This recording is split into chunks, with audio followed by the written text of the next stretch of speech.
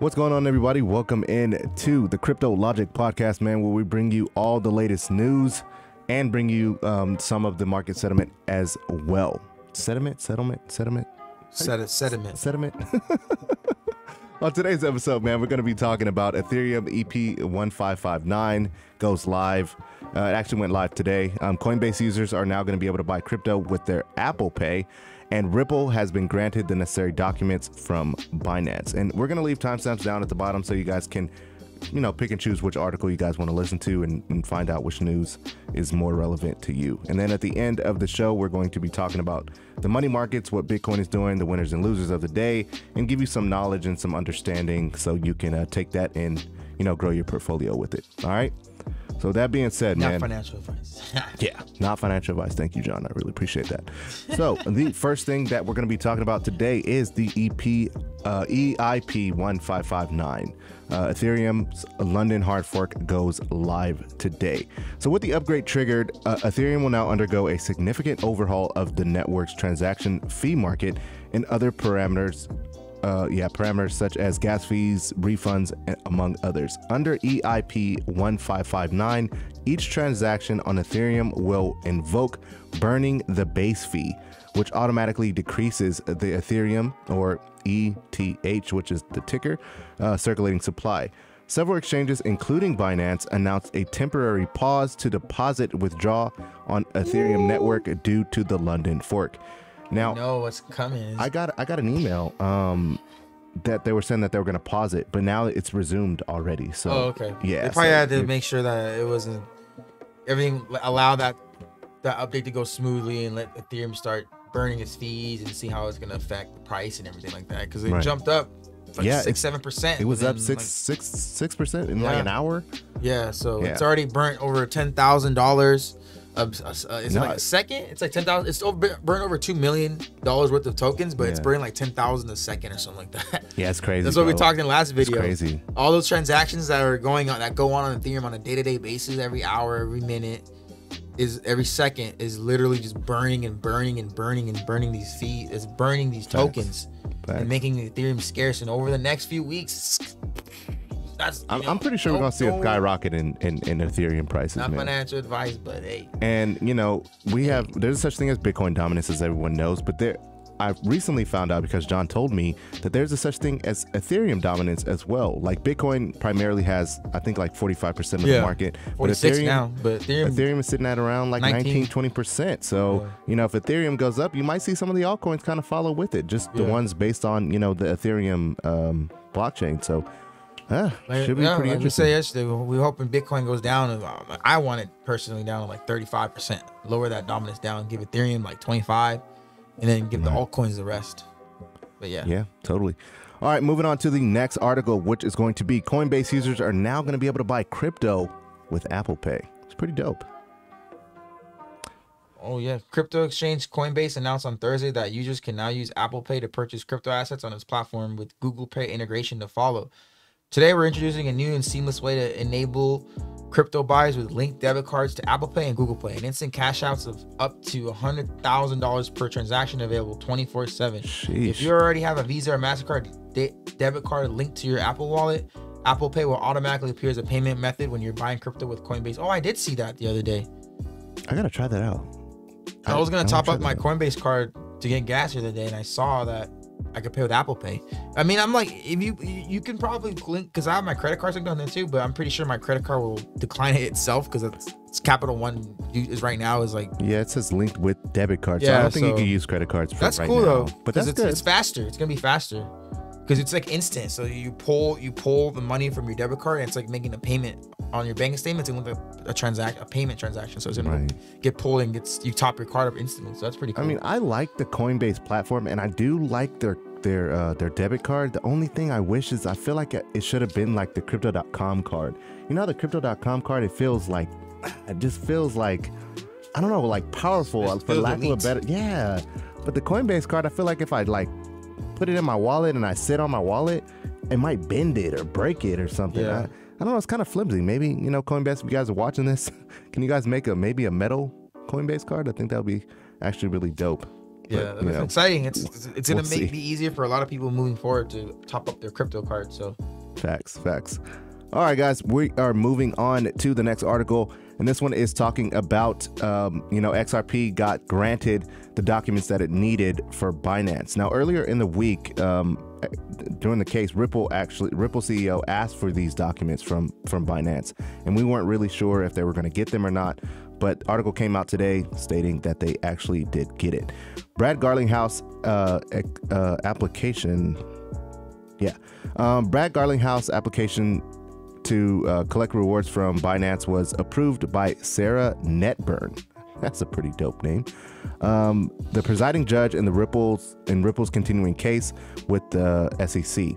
The SEC has filed a complaint against Garlinghouse for allegedly violating the Securities Act of 1933. Last Monday, Garlinghouse legal team filed a motion. I'm tripping. Garlinghouse's legal team filed a motion with Binance, the largest cryptocurrency exchange by trading volume, asking for details on XRP sales. Ripple filed the move to part. I cannot read today. Ripple filed the part as. Oh my God. Ripple filed the move as part of its international discovery procedure, which collects data on every XRP sale conducted on the exchange. Whew. There we go. Finally. Basically, to keep it short, is Ripple initially asked for documents from Binance to be used in the case, basically saying that, hey, the tokens that we're being sued over were not even done on U.S. soil. They're done on exchanges that was outside of the U.S., and the SEC does not have jurisdiction to come after us for tokens that were not traded within the U.S. So right. That being said, they asked the judge, hey, can we go request these documents and use them in the trial?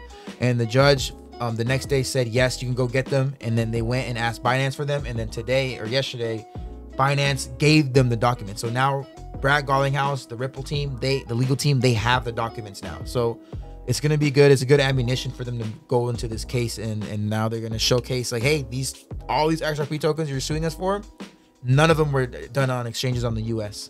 So you can't, how are you going to sue us for something done outside of the US? Facts. So that's basically what's going on. Ripple's legal team has denied the accusations. Yeah. They have recently invoked the lack of clarity defense, claiming that the SEC did not make its security regulations more clear. They devised a new defensive strategy by displaying XRP sales that took place outside the United States. The Ripple team hopes to demonstrate that the SEC may not have power over such transactions. Yeah, man. I mean, honestly, they can't really sue someone for something that didn't happen on, U.S. soil. So I believe they bought it on Binance and not Binance US, because those are two totally different things. So, well, yeah, I mean, it's not like they bought it. It's more of like how did they get these? Because the initial what happened in 2013 was these investors, they basically gave money to Ripple, and Ripple gave them XRP tokens in return. Right. But how did they give them the XRP tokens? They're saying that they use Binance, like the actual Binance exchange, and Binance is not based in the U.S. It's based in like the Cayman Islands, so something like that. No one really knows exactly where, but it's China, Cayman Islands. It moves a lot. So some people say China, some people say Korea. It's not in the U.S. So right. That being said, those tokens were moved, and it's like SEC. I'm like, that's why there's like we didn't ask for regulation, or we didn't ask for SEC approval, because this wasn't even done within there was no clarity. There was nothing. There was nothing until this case happened. So 8 years ago. Yeah, pretty interesting. All right, so we're going to be moving over to the money markets, man. We're going to be telling you guys exactly what's going on with the market and everything like that. So if you guys look on the screen, currently our global market cap for all of crypto is sitting at $1.67 trillion, and that's up 2.81% today over yesterday. Bitcoin is sitting really pretty. It was at 41,000 a minute ago, dipped down a little bit. Hopefully we can stay above that 40,000 range, just in case, that'll be that new resistance that we can kind of bounce off of and kind of skyrocket it. Hopefully Ethereum will continue to rise with its dominance, will hopefully help Bitcoin do its thing. Definitely. Yeah, I think Ethereum rising is gonna make Bitcoin rise too. I just think it's a race. It's like a race to who's to the top. Yeah, I mean, we hope so. We definitely do hope so. So let's actually talk about the winners and the losers today. What's the market cap today? 1.6. 1.6, yeah. Yeah, look, if you know, look, there's 11,171 crypto tokens. Yeah, it's in crazy the world right now. So right here. that number is crazy. It grows like every day. Yeah, until regulation happens. $1.6 trillion. Let's start with Getting closer to 2. The losers of today is in our personal portfolio, not personal, I'm sorry, our business Crypto Logic podcast company portfolio. There we go. Sheesh. Okay, Alliance Block was one of the new tokens that we talked about in our first episode. So this one is down a little bit, 4.66%. XLM is down, Stacks is down, and Harmony One, and then XRP is down as well. So like we said in our first video, guys, we honestly want to, these are the tokens that you would look into buying the dip on. So you would say, if this was your portfolio, you could say like, okay, well, I want to dollar cost average down into XRP. I want to put, $50 here. Maybe I want to put some more money into Stacks, or maybe I want to put some money into, Albert token, as John likes to call it. Yeah, Albert token, I'm like, yeah, see, I love that. It's like 60s when we started looking at it, like 59. It's still up, but it's down. So it's right. So, I mean, when you look at your portfolio, you always go, well, not always, but you can go to CoinMarketCap, put in all the tokens that you're invested in, and then come here, and then you can see your winners or your losers. Now, if this is too complicated for you, me and John has actually found, John found it. He told me about it, and it's called Crypto Bubble. And Crypto Bubble basically is just a fun way for you to check your portfolio. You do the exact same thing. You input your portfolio, whatever it is, and then you see exactly which ones are winners and which ones are losers, quote unquote, for the day, the ones you have to dollar cost average into. So as you guys are looking at this, Veracity is sitting at 22%. That is amazing.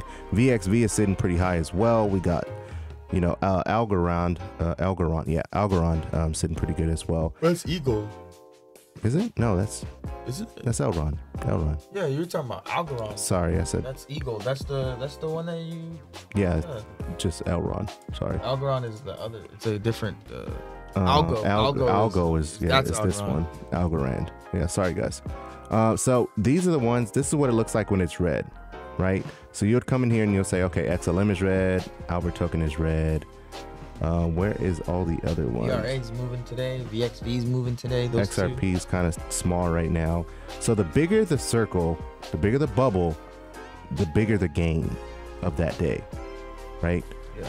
The smaller the token, the smaller the gain. Pretty much. Move or anything. And then if it's red, those are the ones you dollar cost average into. So on this, based off of this one, you would look into XLM or Albert token to dollar cost average into. You look at SNX as well. XRP and then what is this, ADA? Yeah. I that token, man. Alliance Block. Albert token. Yeah. I mean, if you guys want us to deep dive into any of these tokens, let us know. Let us know in the comment section. If you guys want to know what Albert token is, we can definitely do a deep dive. But of course, we gotta give you a disclaimer. It's not financial advice. We're not financial advisors.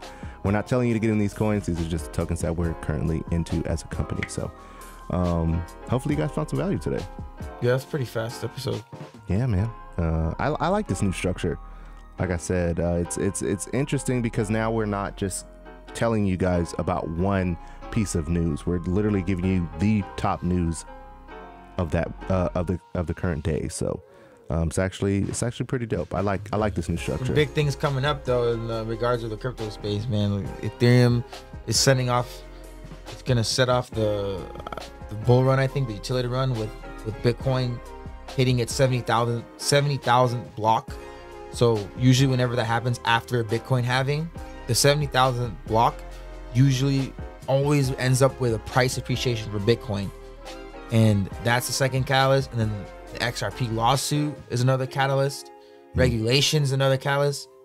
So if all those things actually go through, and we predict, that this is not financial, but we predict that the crypto space is going to have a gigantic parabolic run to close the year off. I hope so, man. Yeah. I hope so. I want to be able to take some profits, man, go into the bull run, being able to buy some more stuff. Bear run, you mean. Oh, my God. You're off today. I'm so off today. I'm literally off today. Going to the bear market with some Bear cash. market, yeah, I said bear run. Bear, same crap. Same thing, man. We're both off today. It's all good. But like we said, man, we hope you guys like the video, like the value that we're bringing you guys. If there's anything you guys want to see from us, please let us know down in the comment section down below. Also, join our public Discord. The links will be in the description, and you can follow us on our TikTok, our Twitter, and our Instagram. That will be right underneath John's camera. Yep. Click the beacons link, and that's where the public Discord invite's gonna be. So click that, and you'll automatically be invited into the Discord. If you don't have a Discord account, they'll ask you to make one. But go ahead and click that link, and then everything you need is in there too.